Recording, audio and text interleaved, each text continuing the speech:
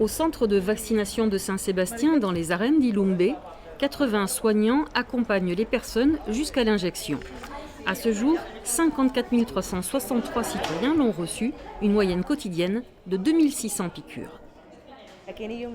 Ici, on vaccine toute la population des alentours du centre de Saint-Sébastien.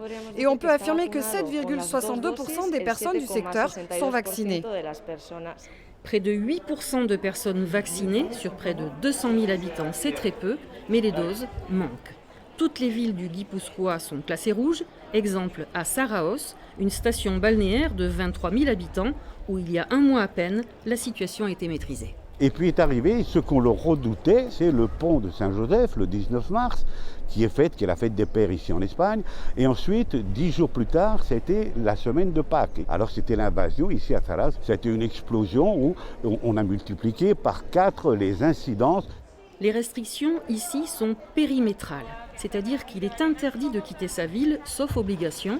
La vie sociale se poursuit, les terrasses avec distanciation sont quasi pleines. Bien sûr, on aimerait pouvoir quitter notre périmètre pour faire des achats ou rendre visite à la famille.